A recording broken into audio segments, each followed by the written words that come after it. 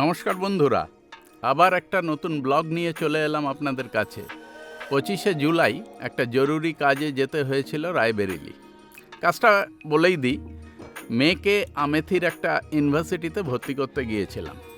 সঙ্গে পুরো ফ্যামিলিও ছিল। ভর্তির কাজ হওয়ার পর মেয়েকে হোস্টেলে জিনিসপত্র গুছিয়ে দিয়ে ভাবলাম একটু রাম মন্দিরটা কভার করে নিই। কারণ সবাই বলল অযোধ্যা রায়বেরেলি থেকে মাত্র 130 থেকে 40 কিলোমিটার। গাড়ি বুক করে আমরা ফেরার দিন খুব ভোরবেলা প্রায় ভোর 4:30 নাগাদ বেরিয়ে পড়লাম অযোধ্যার উদ্দেশ্যে। ড্রাইভারকে বললাম আমাদের ফেরার ট্রেন বিকেল 4টে নাগাদ। ড্রাইভার বলল আরামসে হো জায়গা। আমিও আপনাদের জন্য ভিডিওটা বানিয়ে ফেললাম। এবার একটু অযোধ্যা সম্পর্কে বলি। অযোধ্যায় যারা রাম মন্দির দেখতে যেতে চান তাদের অযোধ্যায় থাকার জন্য কিন্তু খুব বিশেষ জায়গা এখন অবধি নেই। হোটেল তৈরি হচ্ছে, প্রচুর হোটেলই তৈরি হচ্ছে, সব আন্ডার কনস্ট্রাকশন, ইভেন মন্দিরটাও আন্ডার কনস্ট্রাকশন। তো আমি দেখলাম এই রায়বেরেলি হয়ে যাওয়াটা মন্দ নয়। এখানে প্রচুর হোটেলও আছে, আর গাড়ি ভাড়া নেবে মোটামুটি কম বেশি 3,000 টাকা। একটু দরদাম করে নেবেন। মোটামুটি 7 থেকে 8 ঘন্টায় রাম মন্দির দর্শন করে আপনারা আবার রায়বেরেলি চলে আসতে পারবেন। তবে খুব ভালো করে সব কিছু যদি দেখতে চান তাহলে কিন্তু রাতটা অযোধ্যায় কাটাতেই হবে। সেক্ষেত্রে অযোধ্যায় যে কটা হোটেল আছে ওর মধ্যেই আপনাদের থাকার ব্যবস্থা করতে হবে, এবং কিছু আশ্রমও আছে, সেখানেও আপনারা থেকে রাম মন্দির দর্শন করতে পারেন। এবং ওখানে সরজু নদীতে আপনারা যদি চান সেক্ষেত্রে তখন চানও করে নিতে পারবেন। চান করে মন্দিরে পুজো, তবে মন্দিরে রাম মন্দিরে পুজো দেওয়ার কোনো ব্যাপার নেই। ওখানে কিন্তু শুধু দর্শনই হয়। বেরোনোর সময় ওরা প্রসাদের একটা ছোট্ট প্যাকেট হাতে দিয়ে দেয়। আর এছাড়া আপনারা আর একটা কাজও করতে পারেন, আপনারা লখনৌ থেকেও রাম মন্দির ঘুরে আসতে পারেন। সেক্ষেত্রে সময় কিন্তু অনেক বেশি লাগবে, তবে ভোরবেলা বের হলে রাতের মধ্যে আপনারা লখনৌ ফেরত চলে আসতে পারবেন। আপনারা রাম মন্দিরের ভিডিও উপভোগ করুন, আর একটু লাইক, শেয়ার আর সাবস্ক্রাইব করতে যেন ভুলবেন না। ধন্যবাদ।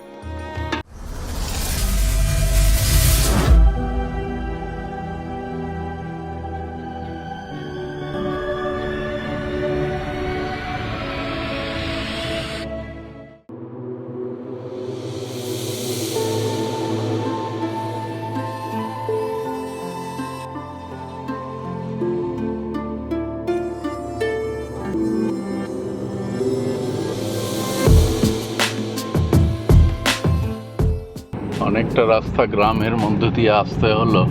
হাইওয়েতে কাজ হচ্ছে। এইবারে সবে সূর্যি মামা উঠছে।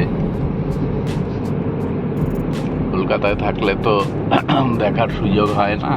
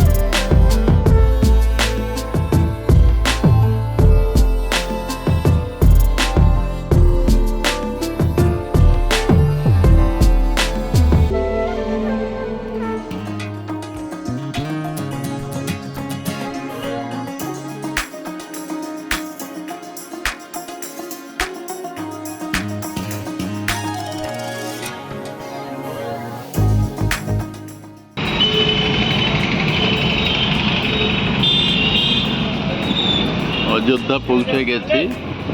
এবারে অযোধ্যা ধামের দিকে, অর্থাৎ রাম মন্দিরের দিকে যাচ্ছি।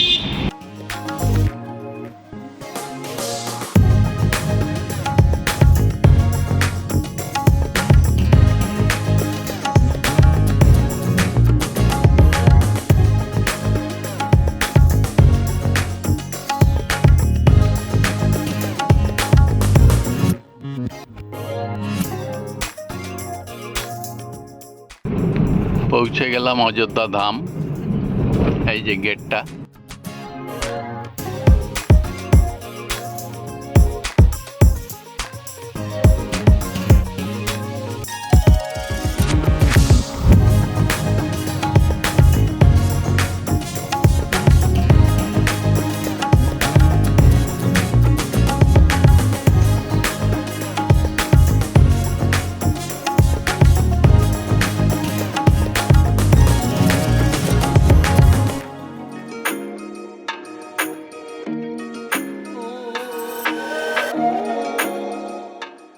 বড় গাড়ি বাসে করে এলে বাইরে রাখতে হবে, ওই গেটের বাইরে রাখার জায়গা। তারপরে হয়তো টোটো করে যেতে হবে, প্রচুর টোটো চলছে।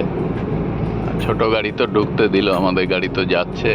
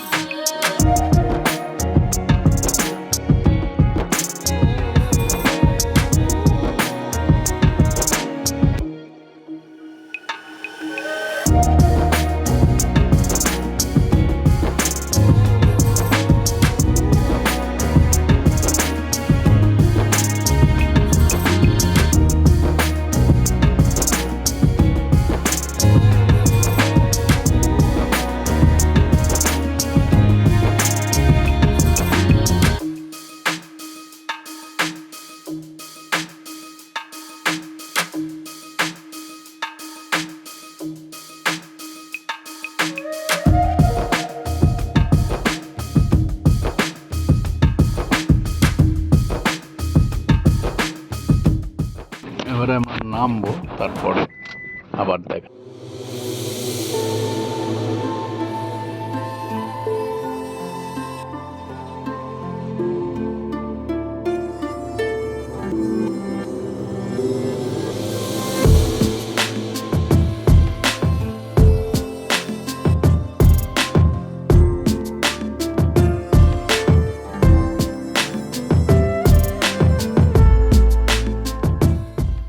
ভাবতেই ভীষণ ভালো লাগছে যে এই অযোধ্যা, ছোটবেলায় আমাদের পড়া রামায়ণ, অযোধ্যার রাজা দশরথ, তার ছেলে রাম, সেই রাম জন্মভূমি।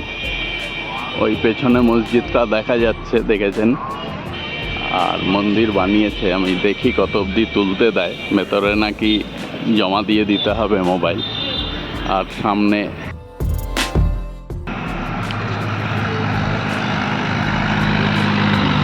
রিভারটা যাচ্ছে।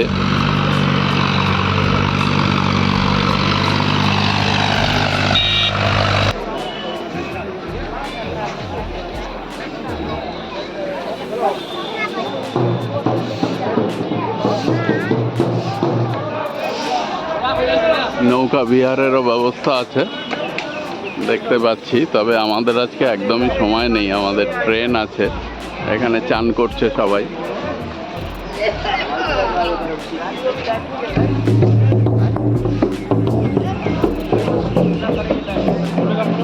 না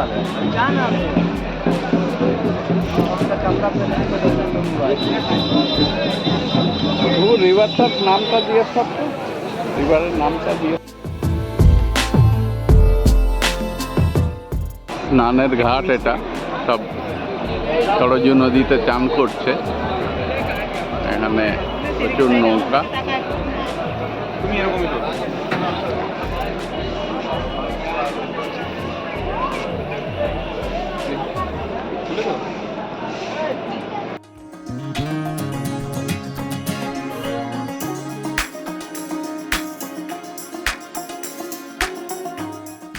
মন্দিরের রাস্তা এখন যাচ্ছি আমরা মন্দিরের দিকে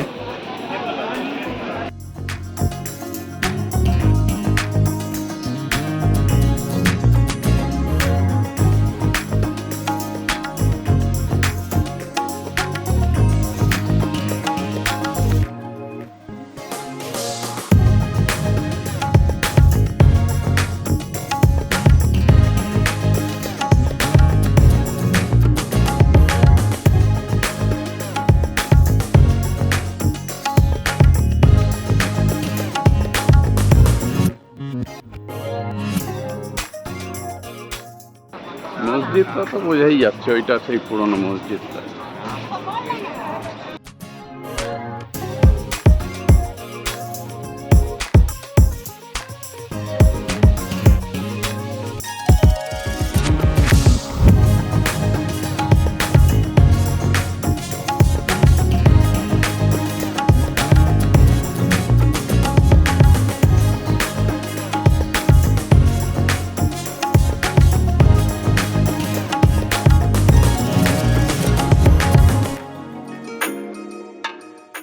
এখানের এই নদীর নদীর জলের ধারাটাকে এখানে আবার নিয়ে এসছে কাট করে এখানে বেশিরভাগ লোক চান করে হনুমানগিরিতে যায় আগে তারপরে রাম মন্দির তো আমরা একেবারে রাম মন্দিরে যাব আমাদের আজকে তো একটু টাইম হাতে কম আছে সেই জন্য আমরা রাম মন্দিরের দিকে যাব এবারে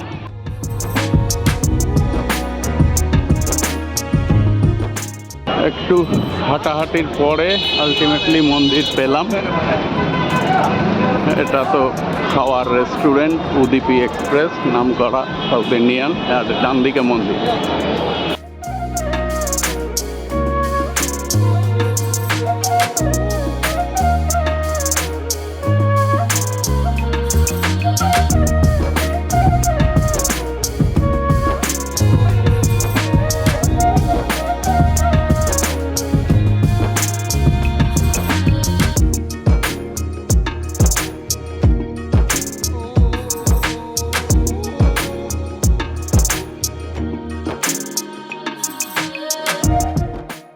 এই রাম মন্দিরের কাছে এসে গেছি